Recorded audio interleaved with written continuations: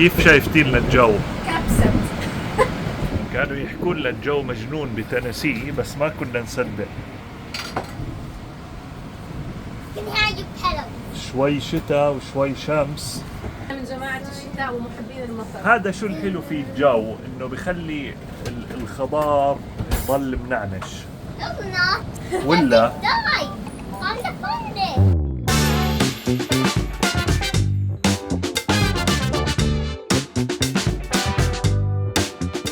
احنا الآن في البارك تبع المنطقة اللي اشترينا فيها الأرض.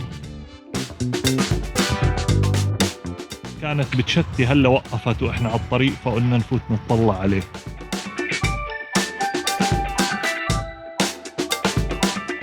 كل منطقة في إلها البارك تبعها، فاحنا جايين نستكشف البارك تبع منطقتنا.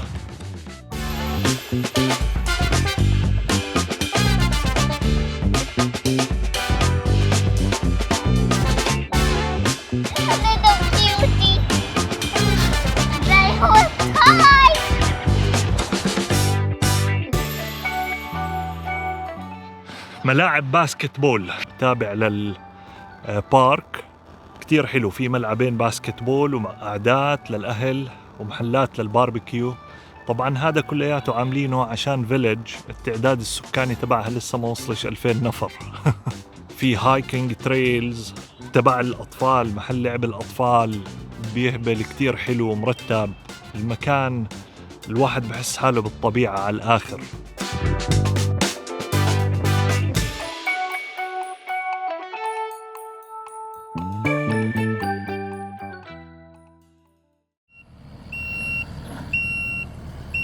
صباح الخير.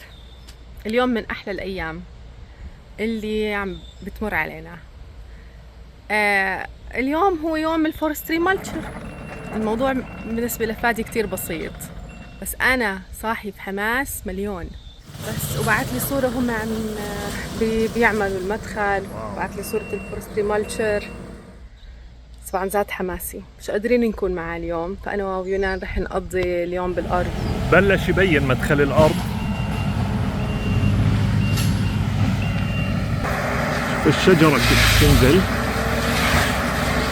تنطحن طحن، كله بصير عبارة عن فتافيت مطحونة.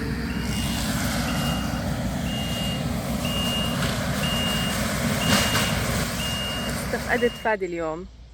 بالعادة بيصحى بيطلع واحد من الكراسي بحطه هيك برا على البالكوني،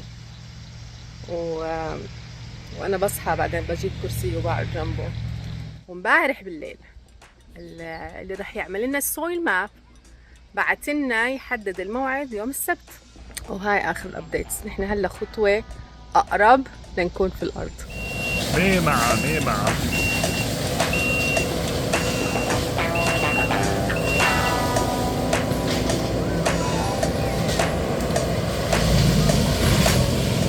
هاي الشارع هون.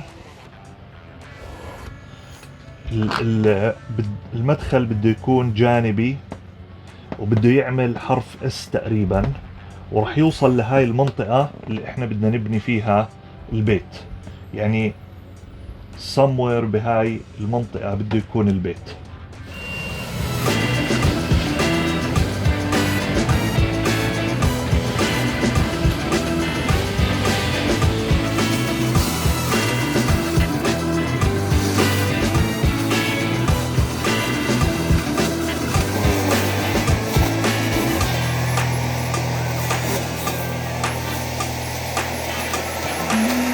شكلنا يومنا طويل، شكله صلنا ساعتين مبدئيا، لساته ما خلص الدرايف واي، لسه بنصه.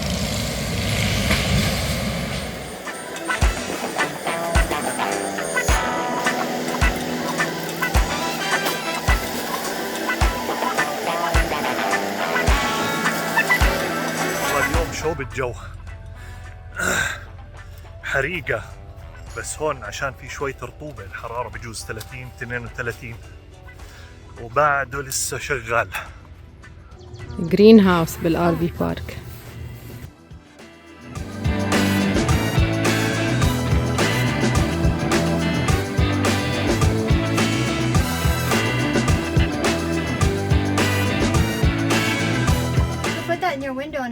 ripe, or you can fry it green tomato. يلا ينان، أخذنا شوية أشياء بدنا نعمل اليوم خبز عربي وملاية بندورة، فاستعرنا هاي اللي هي مرقة العجين.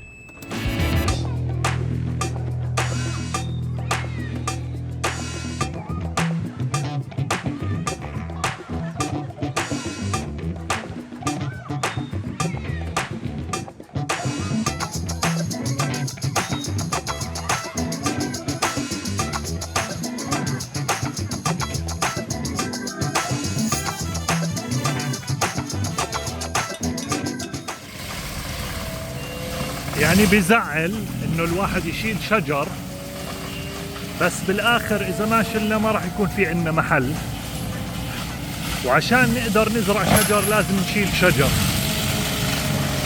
زي ما توقعت راح تصير الساعة 3:30 وراح يحكي لي بدي اروح. خفف كتير من الشجر الموجود، بس لسه في كتير شغل، حتى ما اظن بكرة يلحق يفضل لي أنا حسب ما أنا بدي. هاي أكلنا كمان يومية فورستري مالتشر. المهم شو؟ المهم نفتح الأرض ونعرف نفوت نبلش شغل. أنا مش مصدق ويصير في معاي مجال أفوت على الأرض.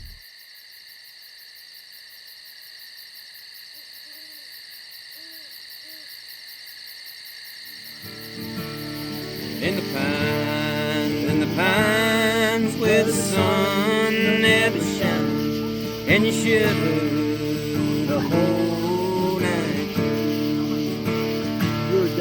Little girl, what have I done that's made you treat me so?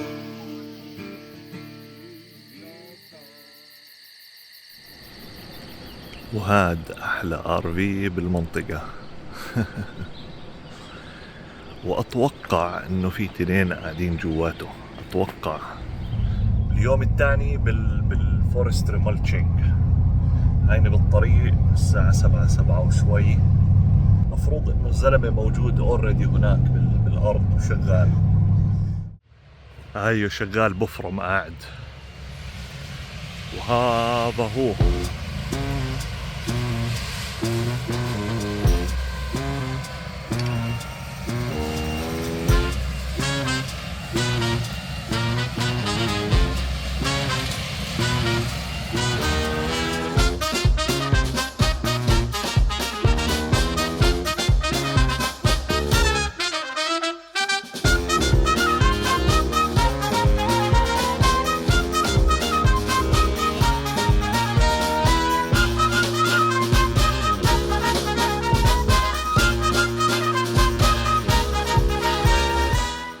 بلشت تحمى الشمس.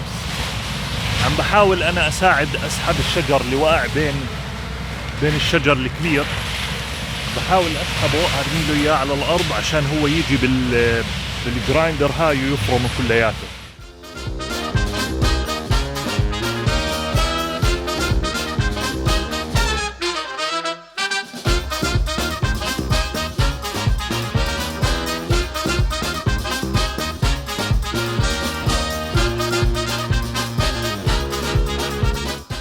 عم بطلع على البوصلة كنت الواجهة اللي قدامنا هاي هيك، هاي هي الواجهة الجنوبية، يعني الجنوب هيك.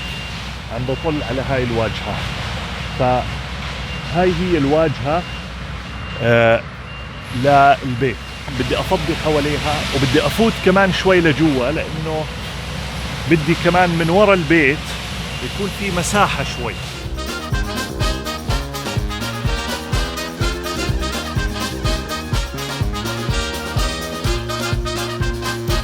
كثير مخططات، في كثير اشياء عم نفكر نسويها، فبدي شو ما فضيت بكون افضل، لانه اذا بدي ارجع اجيب هدول مش بس بدفع له يوميه، وبدفع له كمان اجور روحه وجايه، بيحسبوها هون بالميل.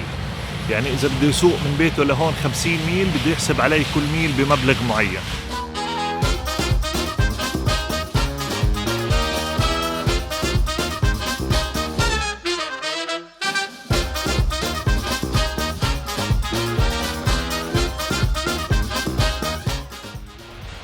ارتفعت الحرارة شوي بس بعدها مغيمة، أخف من امبارح أكيد، بس برضو شوب ورطوبة عالية. كل الجبال هاي الرطوبة بتكون فيها عالية، بس جوها أبرد شوي من الفالي. هون في حوالينا كم من فالي ننزل له نزول قوي. الناس اللي بتفكر إنه بأمريكا فيش طلوع ونزول، هذا الإشي أنا اكتشفت إنه مش صحيح، لأنه كلها جبال. تحديدا هون بتنسي كمية جبال ضخمة، وإحنا بالجبال طبعا هون. فبس الحلو إنه الجبل ضخم، مجرد إنه طلعت على الجبل بصير السفح تبعه طويل، فما بيكون في لا طلوع ولا نزول إلا مناطق خفيفة.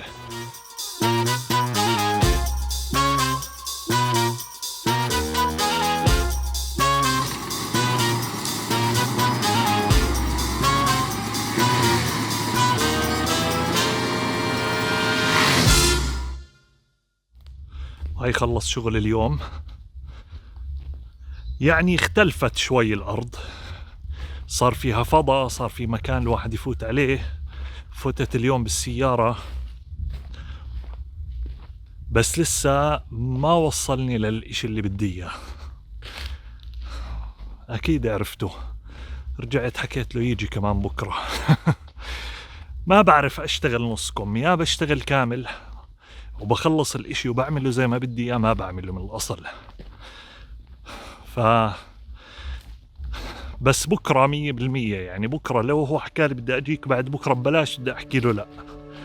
صار في مساحة مرتبة. طبعا خليت هاي الشجرة لأني جدا معجب فيها، كتير حلوة. هذه شجرة وايت أوك، جميلة جدا.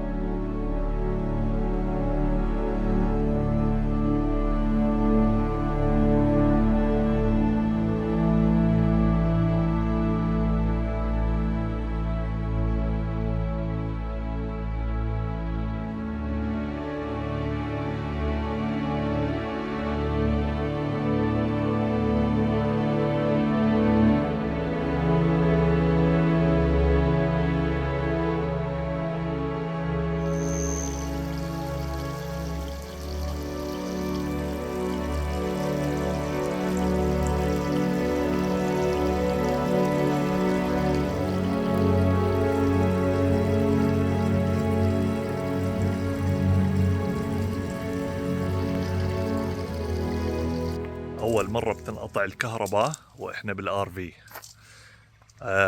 كل شيء وقف. في بطارية طبعا بالآر-في تنشحن وبيشتغل عليها، يعني في ضوء وشغلات البيسكس بتضلها شغالة، الفريزر بضل شغال والثلاجة. بس مثلا AC ما في. لابتوب مثلا فصل ما عم بشحن، ما بعرف هل في أباريز معينة فيش عليها كهرباء بيكون ولا كل الأباريز بتوقف. المهم عندي شغل ومش قادر أكمل، وهينا عم نستنى. سمعنا إشي فقع بالعمود اللي جنب الآر-في بارك. شكله الموضوع بده ياخد وقت، شكلها شغلة طويلة. وها نحن ننتظر. شو بدنا نسوي؟ بدنا نطلع برا نتسلى.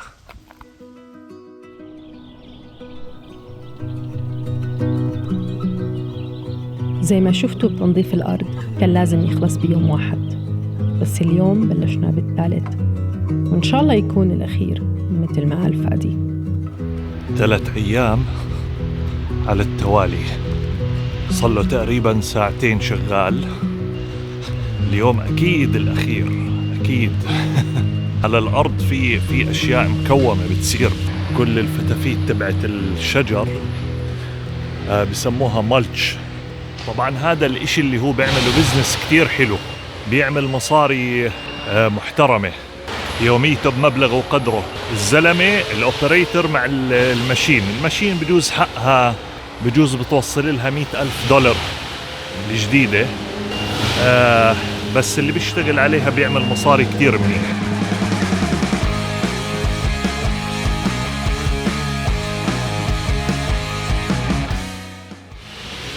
هاي المنطقة كنت حاب أفتحها كلياتها، بس عشان ما في كتير وقت قلت له بس يفتح لي فيها زي تريل ينزل فيها لتحت شوي.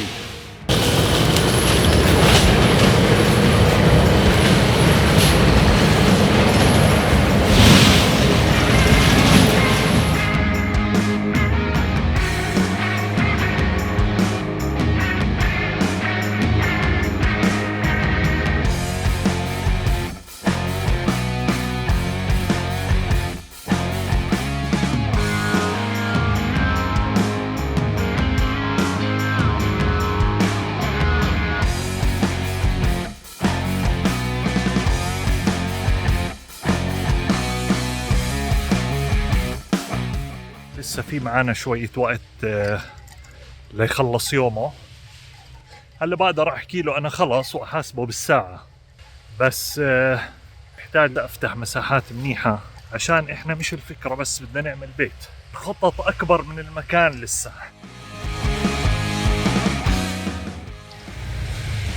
انا مبسوط على هاي المنطقة،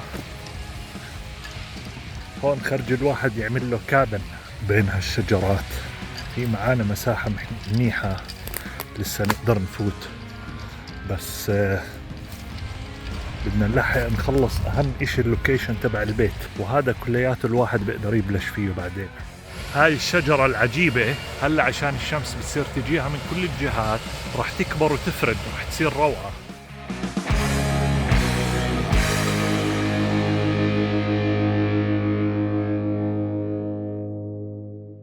خلصنا لليوم.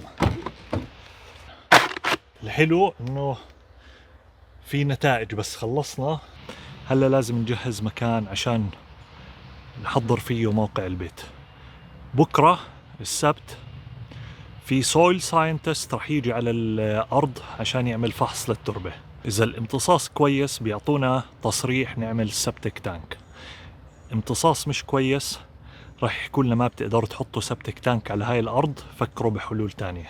في حل مكلف جدا بيعتمد على الكهرباء كتير فسيء.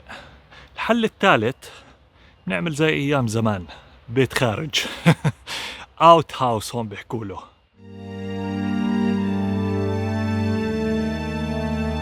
اليوم مسحنا عن القائمة أول خطوة من تجهيز الأرض. الخطوة الجاي حتكون فحص التربة اللي مسبب لنا توتر، لأنه في حال كانت التربة غير مناسبة ما رح نقدر نركب خزان بصرف صحي، والحلول المتاحة مش لصالحنا. بس يوم السبت قريب ورح تتوضح الأمور، وما بنقول إلا إن شاء الله خير.